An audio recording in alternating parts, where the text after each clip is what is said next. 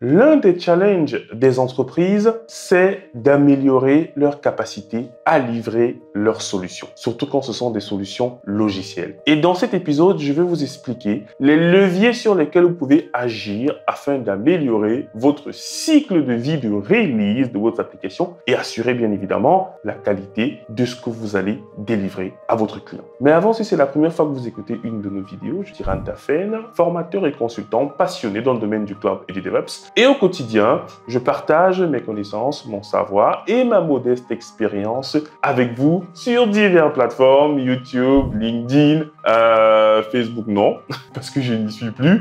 Mais les podcasts également, j'en fais, donc notamment sur Spotify, Apple Podcasts et tout le reste. Donc, si ce contenu t'intéresse, cher ami, n'hésite pas à t'abonner. Je te laisse 2 secondes pour t'abonner. 1, 2. Merci pour le geste. Ça nous encourage et ça nous permet d'aller également de l'avant en ayant un peu plus de visibilité. Bien, revenons maintenant à ce qui nous intéresse, les amis. Je vais vous énoncer effectivement les 5 facteurs sur lesquels vous devez jouer pour pouvoir, en effet, améliorer votre capacité à livrer, à réaliser rapidement. Dans un premier temps, il est important de minimiser le build time. Ça, c'est important. Je ne cesserai de le dire. Parce qu'on a souvent un certain nombre de problématiques lorsqu'on réalise le build. Et je vais vous prendre un exemple simple. Imaginez, vous faites par exemple soit du Java ou soit du Node.js. Et à chaque fois que vous réalisez en fait le build de votre application, vous retéléchargez à chaque fois les mêmes librairies sur le serveur de build. Parce que généralement, vous faites du build dynamique pour être sûr que vous partez d'un environnement homogène. Ça, c'est important. Parce qu'il y a beaucoup de gens qui font des builds sur des machines qui ont déjà été utilisées, donc ils font du recyclage. Non, ce n'est pas la bonne méthode. La bonne méthode, c'est de provisionner un environnement rapidement. Ça peut être des conteneurs en réalité, vu que c'est ce qui est fait généralement dans les pipelines GitLab et Jenkins. Donc, ce que vous allez faire, c'est simplement créer une sorte de cache qui va permettre en fait, à votre job de partager cette même cache-là, donc les librairies, et à vos prochains pipelines d'utiliser également cette cache-là. La majorité des outils de CI/CD supportent en l'occurrence GitLab. Et là, par exemple, je suis en train de mettre en place un certain nombre de pipelines et j'ai encore vu la pertinence de cette solution-là. Parce que ça nous permet vraiment de gagner du temps, surtout si on fait beaucoup de builds. Et nous, on fait 100 builds par jour. Donc, ce qui fait que si on doit à chaque fois retélécharger les sources, on ne s'en sort pas. Donc, vraiment, les amis, améliorer le time to build, par exemple, en stockant localement les librairies et les dépendances dont vous pouvez avoir besoin. Pensez juste à les rafraîchir à une certaine fréquence pour ne pas avoir un certain nombre de problématiques. Donc ça, c'est le premier levier sur lequel vous pouvez jouer.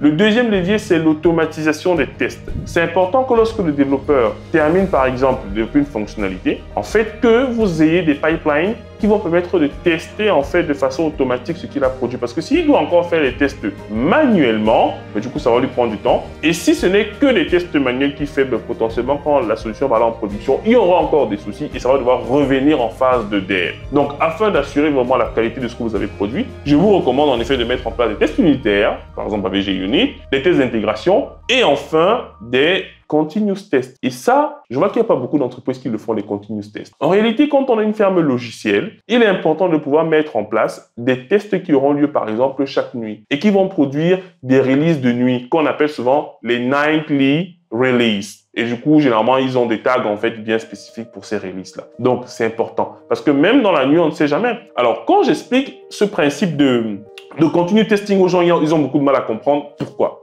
En réalité, vous devez savoir que quand vous travaillez dans l'informatique, vous utilisez des librairies. Des librairies qui sont fournies par des éditeurs. Et eux, ils ne vous annoncent pas forcément par courrier, par mail, qu'ils ont mis à jour certaines librairies. Sachant qu'il y en a tellement. Il vous suffit juste de faire un Maven clean install, un npm install. Vous allez voir le nombre de paquets qui sont téléchargés. Vous avez des centaines de librairies. Et du coup, il peut donc arriver que certaines de ces librairies-là, en fait, ont été mises à jour. Et donc, votre application n'arrive plus à builder ou même à fonctionner normalement. Donc, il faut mettre en place les nightly tests. Donc là, c'était le deuxième levier. Le troisième levier, c'est de mettre en place de l'infrastructure as code. Donc, évitez de faire des actions manuelles. On clique ici, on clique là, on balance ici. Non. Dès que je push mon code, ça met en œuvre l'infrastructure de staging pour pouvoir avoir des tests qui se font et mon application en live pour pouvoir voir le rendu client et automatiquement, on va déployer sur l'infrastructure de pré-prod et de production. Donc ça, c'est le troisième levier. Le quatrième levier, c'est d'implémenter le continuous deployment. C'est très important parce que ça ne sert à rien d'accumuler des commits, 500 commits, et ensuite de faire une release et ensuite de pusher après peut-être 3 mois. En réalité, vous allez vous rendre compte que vous avez des problèmes dans votre code qui font en sorte que l'application ne fonctionne pas bien. Vous avez accumulé trop de travail. Vous avez accumulé trop de commits, trop de breaking changes, par exemple. C'est pour ça que c'est important à chaque fonctionnalité de continuer donc déjà à déployer, donc de faire du continue deployment. Beaucoup d'entreprises sont frileuses de ça, mais c'est parce que l'architecture a été mal pensée. C'est pour ça que j'ai fait une vidéo où je présente les 12 factors of modernized application, donc les 12 facteurs pour avoir une application moderne, que je vous invite à découvrir sur notre chaîne YouTube, qui vous explique comment bien structurer votre application. Et là, vous pourrez vraiment très facilement déployer votre application en continu. Sur Kubernetes, ça se fait en un claquement de doigts. Bon, bien sûr, c'est la théorie. Et ensuite, le cinquième élément sur lequel vous pouvez effectivement, le cinquième levier, c'est de monitorer et d'optimiser les performances. Ça également, c'est important. Alors, les gens souvent se limitent simplement à monitorer l'application, mais même la chaîne de CI/CD, vous pouvez effectivement l'améliorer, vous pouvez la monitorer. J'avais fait déjà un épisode de podcast que vous pouvez retrouver sur Spotify ou Apple Podcast où j'expliquais comment améliorer, monitorer la chaîne d'intégration continue. Comment mettre en place des métriques pour pouvoir savoir ce qui a amélioré. Donc, si vous voulez effectivement aussi délivrer plus vite, c'est important d'améliorer aussi le processus de production, de monitorer le système de production, c'est-à-dire tous les acteurs impliqués. Si vous utilisez un service SaaS dans votre chaîne CI/CD de pipeline, c'est important lui-même aussi de le monitorer pour voir si vous ne pouvez pas tuner certains paramètres qui vont vous aider à faire mieux. Donc, voilà les 5 facteurs que je voulais vous partager, les amis. Je résume encore. Minimiser le temps de build. Ensuite, automatiser les tests unitaires, tests d'intégration, tests en continu. Utiliser de l'infrastructure as code. Implémenter le continuous deployment. Et enfin, monitorer et optimiser les performances de votre application, mais également de vos outils qui font partie du processus de livraison. Donc, voilà ce que je voulais vous partager, les amis. Si cette vidéo vous a semblé utile et pertinent, n'hésitez pas à nous le faire savoir dans les commentaires. N'oubliez pas de vous abonner, de partager autour de vous. Et moi, je vous dis à un prochain épisode.